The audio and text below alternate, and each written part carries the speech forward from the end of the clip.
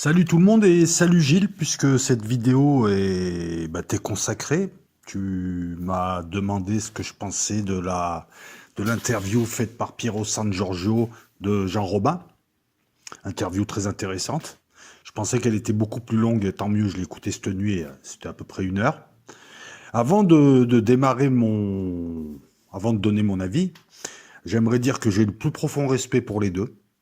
Je ne partage pas forcément leurs idées, hein. Je ne partage pas notamment les idées de Piero San Giorgio, mais je les respecte parce que je pense qu'ils apportent un autre son de cloche et ils sont intelligents, ils sont cultivés, ils sont sérieux. Ça nous change de Cossette et de tous les arnaqueurs genre Fulford. Voilà, on a affaire à des gens qui au moins, lorsqu'ils proposent quelque chose, c'est du solide. On peut pas parler de charlatanisme ou de bêtises ou autre. On peut être d'accord, on peut ne pas être d'accord, on peut argumenter. Mais au moins, on a des gens en face, quoi, qui nous obligent à réfléchir. J'aimerais aussi te dire que moi, je vais émettre une hypothèse et elle vaut ce qu'elle vaut aussi. Tu vois, là, je suis rarement catégorique, comme avec Cossette ou avec les charlatans de type Fulford, où là, c'est tellement évident que ces gens-là sont des burnes. Hein, bon, je parle de Fulford et de Cossette. Donc, de ce que j'ai vu un petit peu, donc pour avoir écouté, Jean Robin qui pense que la Chine donc avance dans son livre avec des preuves, tout un tas de choses sur la Chine, qui serait devenu le grand méchant et qui serait donc lié aux démocrates américains et qui voudrait provoquer la Troisième Guerre mondiale, mais pas une Troisième Guerre mondiale militaire, si j'ai bien compris, mais c'est la Troisième Guerre mondiale tout court, par d'autres biais, et notamment par le biais du Covid. Du SARS-CoV, enfin du Covid, on s'est compris. Là, je partage pas du tout leur analyse. Je partage pas du tout l'analyse de Jean Robin. Jean Robin est pro-Trump et pense que Trump... je respecte les gens qui pensent comme ça, hein, il n'y a pas de souci. Hein, je respecte les gens sérieux qui pensent ça. Ils pensent que Trump serait un contrepoids au nouvel ordre mondial, alors que moi, je pense que Trump, c'est juste l'une des factions du nouvel ordre mondial. Il représente l'ancien ordre, il représente l'Empire américain, il représente le nouvel ordre mondial né en 45. Voilà. Donc ça ne m'étonne pas de voir cette position, parce que la Chine, si tu veux, depuis 4 ans, ça a été relayé par Trump, ça a été relayé par tout un tas de gens. La Chine, depuis 4 ans, est présentée comme le gros méchant avec l'Iran. Ça, c'est les pro-Trump qui ont oublié Netanyahou, qui ont oublié tout ça. C'est ça qui est fou.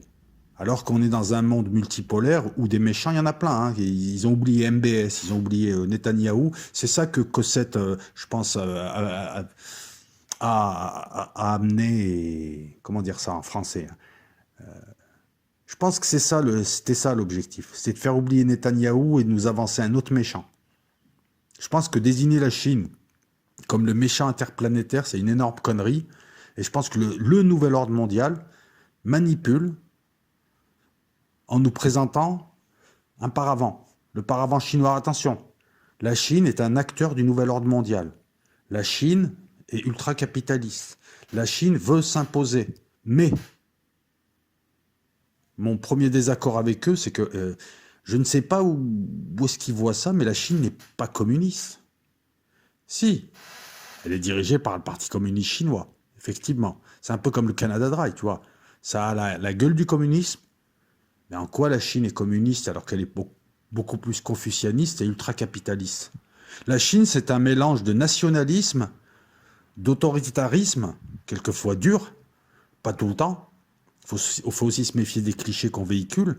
C'est pas une dictature, il y a de l'autoritarisme, il y a du nationalisme, il y a de l'ultra-capitalisme qui se greffe sur la vision de l'ancien empire chinois, le confucianisme. Moi, je le vois comme ça, hein, pareil. Vous prenez pas, il n'y a pas de souci. C'est juste mon point de vue. Hein. Donc pour moi, la Chine n'est plus communiste depuis Xi Jinping. Lorsque Jean Robin dit que la Chine, le Covid a été lancé par la Chine, là aussi, je suis pas d'accord, parce que quel intérêt aurait la Chine de détruire ses clients, de détruire ses commanditaires? En lançant le Covid, je, je, moi, je vois la Chine comme une puissance, et la Russie, c'est un peu pareil, comme des grosses puissances qui veulent se partager le monde en tant que grosse puissance, gérer le monde dans une multilatéralité, donc un monde multipolaire, et qui demande aux Américains notamment, et à ceux qui représentent le nouvel ordre mondial, qui leur demandent, écoutez, on se partage les zones d'influence, alors que le nouvel ordre mondial, non, lui, il veut prendre le monde entier. Et il est là le combat. Donc oui, la Chine participe au nouvel ordre mondial, effectivement. Mais encore une fois, elle veut vendre, et elle veut surtout... La Chine est surtout nocive, si tu veux, politiquement, elle est surtout... Et je dis bien politiquement, parce qu'économiquement, au contraire, elle apporte à ses pays, mais politiquement, elle est nocive, surtout pour ses voisins. La Chine veut être le gros d'Asie, le gros de l'Asie. Ensuite, éventuellement, elle pourra lorgner, elle peut lorgner, elle aimerait prendre des terres aux Russes pour pouvoir exporter sa population de plus en plus nombreuse. Mais quel est l'intérêt pour la Chine, qui est l'usine du monde, d'envoyer le Covid en Europe et ailleurs, détruire des sociétés, détruire des économies qui commandent à la Chine? Première contradiction. Quel est l'intérêt pour la Chine qui, en ce moment, commerce et veut, par le biais du soft power, et notamment du commerce de ses produits qu'elle fabrique, etc., quel est l'intérêt de détruire ses clients, ses commanditaires? Parce que si elle les détruit, elle tombe dans la misère. Et si elle tombe dans la misère, elle explose. La Chine, c'est, si je dis pas de bêtises, c'est plusieurs dizaines, peut-être même, allez, on va pousser peut-être 100 ou 200 millions de gens de classe moyenne. Le problème de la Chine, c'est que si l'expansion chinoise s'arrête, elle va retomber dans ses problèmes internes de pauvreté et elle explose. Pour ceux qui connaissent la Chine, il y a... Les Chinois n'hésitent pas non plus à faire des émeutes et à remettre en cause. Ce qui permet à la Chine là de tenir, et ce qui soude les Chinois, c'est la prospérité économique qui est là et qui n'est pas encore suffisante pour pouvoir calmer une population. Donc quel est l'intérêt d'envoyer un... Et puis quel est l'intérêt de l'expérimenter sur sa propre population? D'abord, pour qu'ensuite le monde entier te désigne comme étant le responsable, puisqu'il y a beaucoup de gens, et puis il y a beaucoup d'abrutis qui attaquent des Chinois dans le monde en leur reprochant le Covid. Donc, je trouve que c'est assez contradictoire quand même. Si la Chine avait voulu... En admettant que la Chine ait voulu lancer le Covid, elle ne l'aurait pas lancé comme ça. Elle l'aurait lancé de manière subreptice. Voilà, il y a tout un tas de contradictions comme ça à cette thèse que je ne partage pas du tout. Je la trouve très bancale. Qu'est-ce qu'on peut dire encore? La Chine n'a aucun intérêt à déclencher une guerre mondiale, quelle que soit la forme que prendrait cette guerre. La Chine a une vision à 50 ans. La Chine pourra et sera en mesure de faire la guerre aux Américains dans 10 ans, pas avant. Elle n'est pas encore prête militairement. La Chine a décidé, et elle a fait ce que n'ont pas fait les Russes, elle a compris que pour être une grosse puissance, il fallait avoir d'abord une économie. Si tu as une économie, tu gardes tes gens, tu gardes tes ressources, tu gardes tes cerveaux, tu peux avoir une armée ensuite, une armée à haute valeur ajoutée. C'est ce qu'elle fait. Donc on en revient encore à cette histoire d'économie. Quel est l'intérêt de balancer le Covid et quel est l'intérêt d'engager une guerre mondiale larvée, une guerre mondiale toute dimension, alors qu'elle n'est pas prête militairement? Elle va lancer le Covid et ensuite, elle va envahir le reste du monde. Elle n'a pas l'armée pour ça. Là, à l'heure où je te parle, elle perdrait, je pense, contre les Américains. Donc ça, c'est encore un argument qui va dans mon sens et qui ne va pas dans le sens de la thèse de Jean. Elle se prépare. Dans 10 ans, militairement, elle pourra imposer ses vues.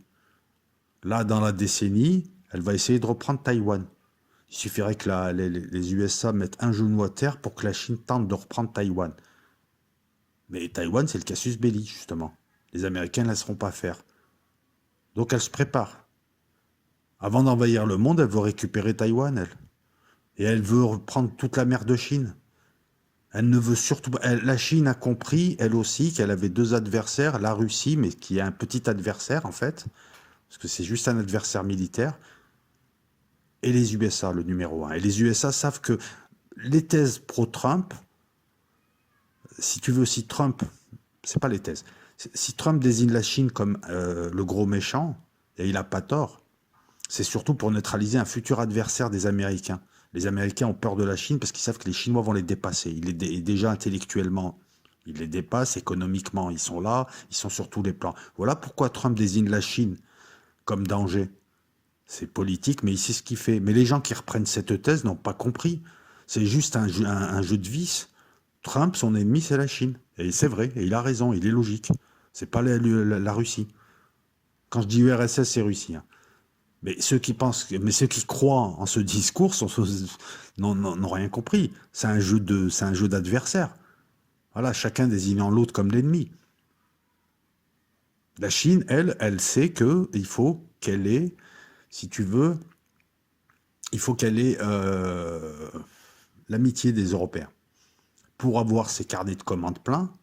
Et puis il y a un truc aussi que Jean Robin ne dit pas, c'est que la Chine a besoin des transferts de technologie européens pour continuer à avoir une armée, une industrie, une économie et une électronique qui puissent suivre, voire dépasser les Américains.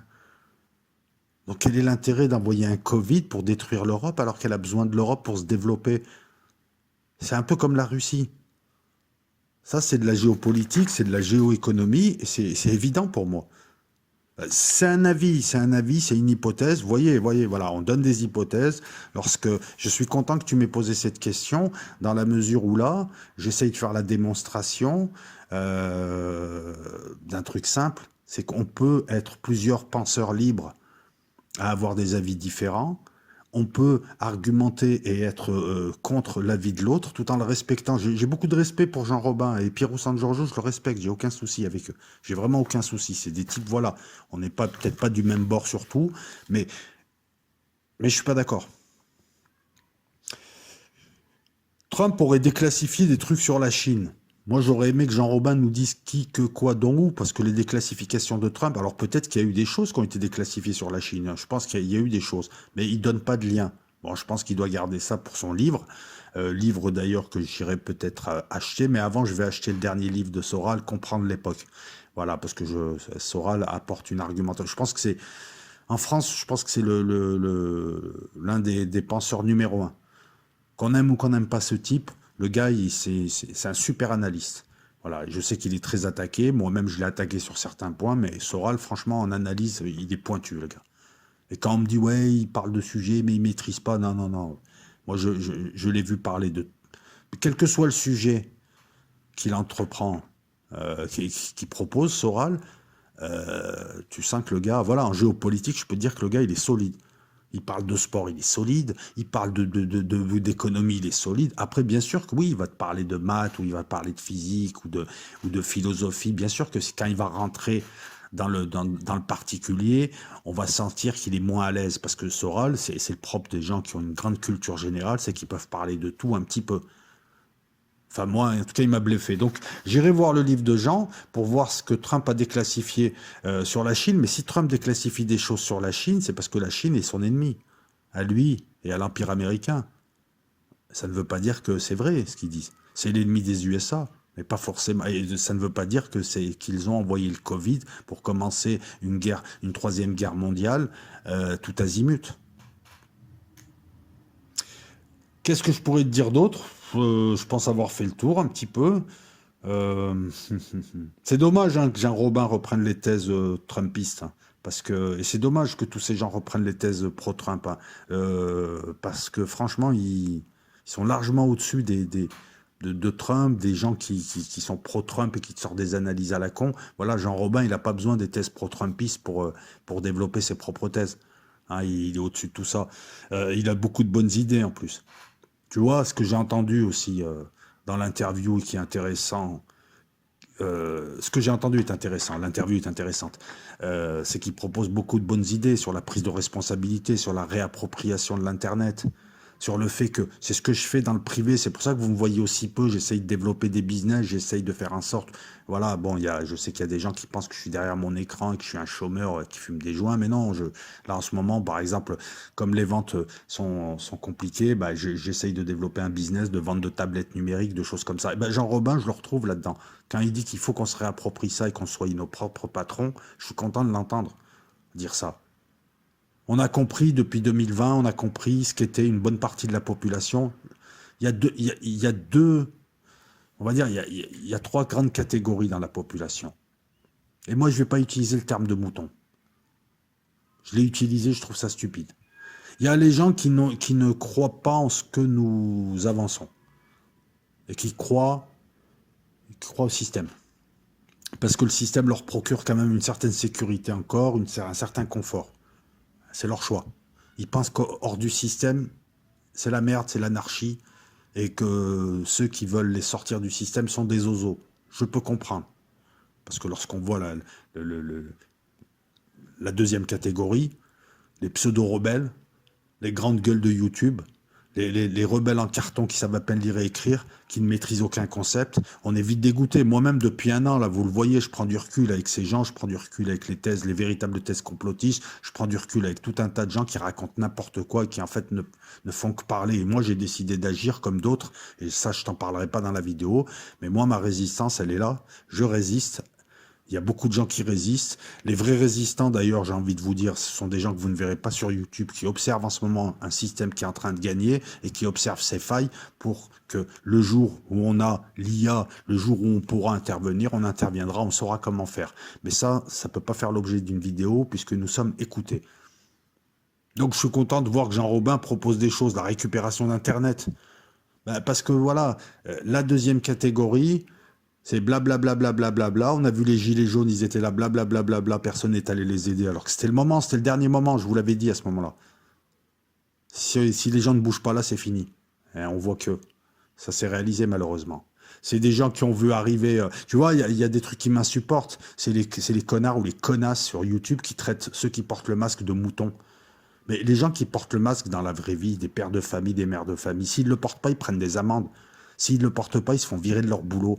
Alors les blaireaux, c'est souvent des gens qui ne sortent même pas de leur quartier, qui te disent « Moi, je porte pas le masque, mais moi, je suis mon propre patron. » Mais si demain, je reprends un emploi, je fais des petits boulots de temps en temps, mais si demain, je reprends un emploi fixe de salarié, je le porterai le masque. En quoi je suis un mouton ?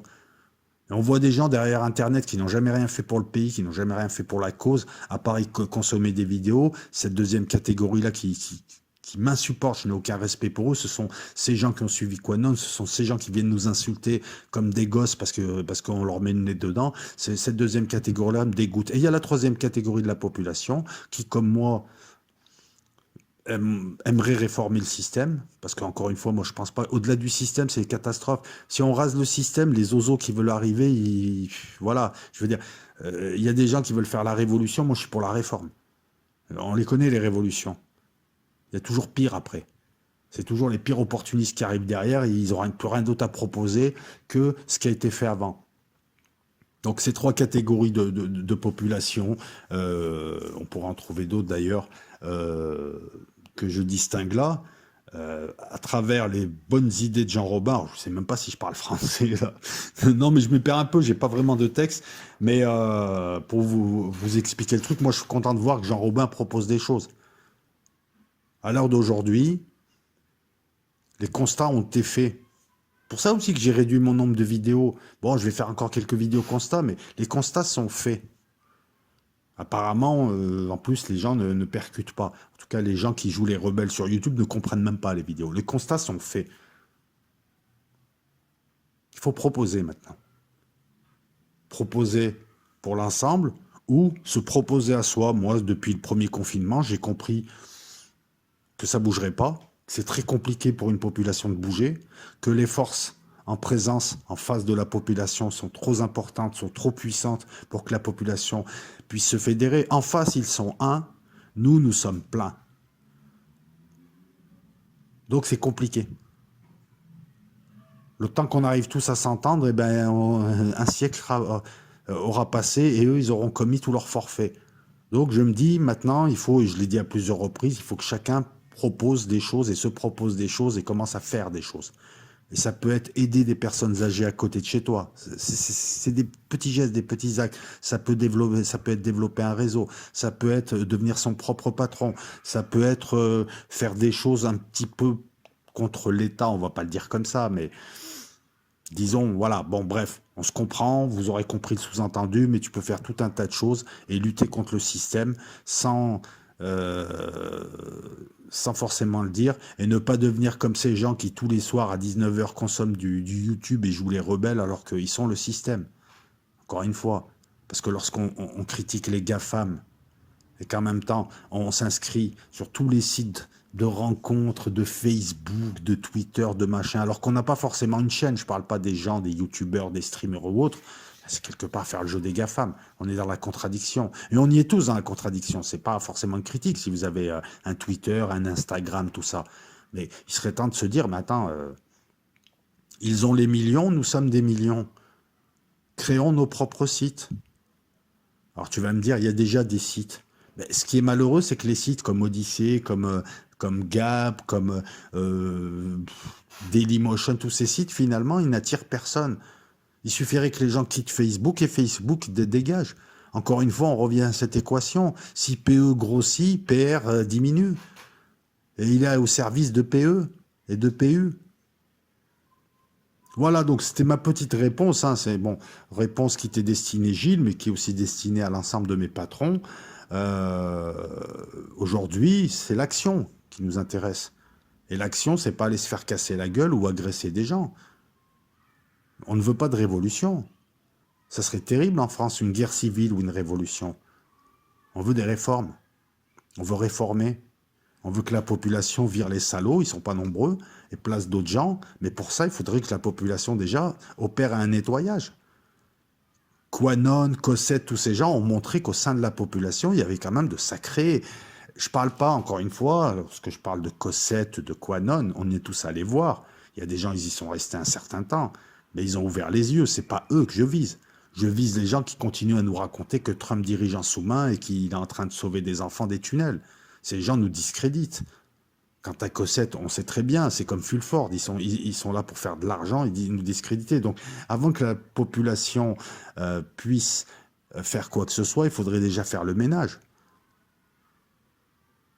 On se fout de notre gueule et on nous traite de débiles profonds à cause des agissements, de la passivité de gens qui en plus sont tellement arrogants et grande gueule qu'ils jouent les rebelles alors qu'ils ne font rien. Ils consomment des vidéos. Donc lorsque je vois, et je finirai là-dessus, Jean Robin, Piero San Giorgio, qui sont des gens qui produisent quelque chose, qui font quelque chose, je suis content.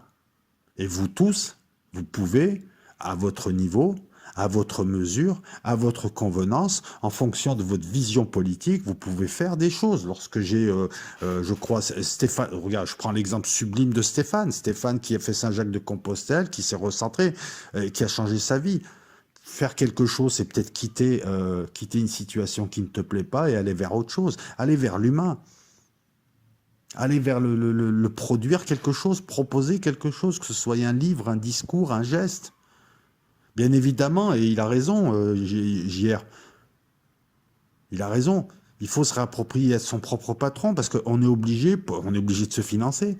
On est obligé, voilà, pour avoir une chaîne, il faut se financer. Pour faire certaines choses, pour se retirer à la campagne, il faut se financer. Pour faire du survivalisme, il faut se financer. Pour faire un éco-village, il faut se financer. Aujourd'hui, il faut aller et donner la part belle à ceux qui proposent quelque chose de positif dans ce climat anxiogène. Ceux qui ne peuvent pas le faire, eh ben, ils pourront le faire à un moment donné, mais c'est le discours que moi j'ai envie de véhiculer. Plutôt qu'un discours de constat, voilà, toujours pareil, hein, le Covid, non, moi je ne parle pas du Covid, j'en parle très peu, parce qu'il y a d'autres personnes qui en parlent beaucoup mieux que moi, Trotta et d'autres en parlent beaucoup mieux que moi. Donc je veux proposer autre chose. Et d'abord, me proposer des choses. Et depuis 1 an, je suis en restructuration et j'ai compris un truc. Vous savez, les amis, le premier truc à faire, c'est d'éviter de s'échapper de ce climat anxiogène qui a été créé, hein, et qui est en train de tuer petit à petit les gens. Les gens sont sidérés, d'autres sont déprimés ou en dépression. C'est des gens se suicident, des gens s'arrachent les cheveux. On est rentré dans une très longue nuit. Donc déjà, rien que s'aérer l'esprit, rencontrer d'autres humains, tenter d'être indépendant financièrement, d'être indépendant intellectuellement, c'est déjà ça, c'est déjà formidable. Voilà. On va pas être démago et on va pas dire faites, il faut attaquer. Voilà, ça me fait rigoler, les gens qui poussent la population à faire des trucs et on les voit jamais aux manifs, on les voit jamais nulle part, on les voit jamais faire un geste. C'est des types qui sont là, ils parlent, ils sont même pas capables de te lâcher un pouce. Et c'est ceux qu'on retrouve sur YouTube, qui est le système. Donc voilà, donc moi je t'ai donné mon avis sur cette vidéo. On n'est pas obligé voilà, encore une fois, d'avoir tous le même avis. Mais ça fait plaisir quand même, et merci à toi. Ça fait plaisir d'entendre de vrais gens qui sont insérés dans la population, comme Jean Robin, comme Piero San Giorgio, qui font des choses, qui proposent des choses, qui ont une vision claire, et qui, quelque part, même si on n'est pas dans le même camp, je me sens plus proche d'eux que de ces gens qui jouent les rebelles et qui sont rien, ou de ces gens qui... Et puis j'ai du respect pour les gens de tous les jours qui, eux, s'en foutent de tout ça et essayent de survivre. Eux, je les comprends. Ils portent le masque, ils sont obligés de porter le masque. Moi, je ne le porte pas, le masque, hein. Voilà, il faut que vous le sachiez, je ne le porte pas dehors, le masque. À Marseille, on est de plus en plus nombreux à ne pas le porter. Je le porte que si je suis obligé de le porter, c'est-à-dire en intérieur. La bise à toutes et à tous. Nous sommes le 23 février. Je vais essayer de vous poser, parce que je travaille dessus là, 2 vidéos sur, peut-être une troisième ce mois-ci. Merci encore une fois d'être tous là. Et puis merci de me proposer, bah voilà, comme là tu m'as proposé quelque chose d'intéressant. Un sujet intéressant. N'hésitez pas à me proposer des sujets intéressants, pas trop compliqués. Et puis voilà, il y a des sujets qui me parlent, pour lesquels j'ai des facilités. Il y a des sujets qui supposent du travail, et puis il y a des sujets, en fait, il y a des domaines que je n'aime pas. J'ai décidé depuis très longtemps, je vous le dis, de prendre du plaisir. Et moi, les trucs médicaux, l'anatomie, la sociologie, enfin, il y a des trucs comme ça me saoule. J'ai pas envie de les faire. Par contre, il y a des sujets que j'adore, c'est la politique, c'est la science, et encore, la science. Quand j'ai le niveau, hein, parce que c'est compliqué quand même. Voilà, mais peut-être que je ferai un sujet scientifique. Je me demande même si je vais pas vous faire un sujet scientifique ce mois-ci, parce que là, j'ai envie plutôt de parler de chars, de véhicules blindés. J'ai envie de faire une revue de presse, mais j'attends d'avoir quelque chose à manger, hein, comme on dit. Et je regarde mes notes. Et je ne mettrai pas le sujet philo du 19e siècle ce mois-ci. Je vais attendre un petit peu. Donc oui, voilà, 2 vidéos, peut-être une troisième à venir. Et je vous l'annonce. Ah oui, et puis on fera encore des conférences avec Fabien, il faut que je le recontacte. Et sur Los Locos bientôt, je vous le dis en avant-première, là peut-être dans les jours qui viennent, un live sur la Catalogne avec un abonné qui est en Catalogne. Un abonné qui est en Catalogne et qui aimerait nous faire part un petit peu de ce qui se passe là-bas, puisque depuis, je crois, une semaine, il y a des émeutes depuis l'arrestation de Pablo Hasél, il me semble, un rappeur catalan. Donc, notre abonné va nous en parler, hein, ce sera mon invité. Ciao.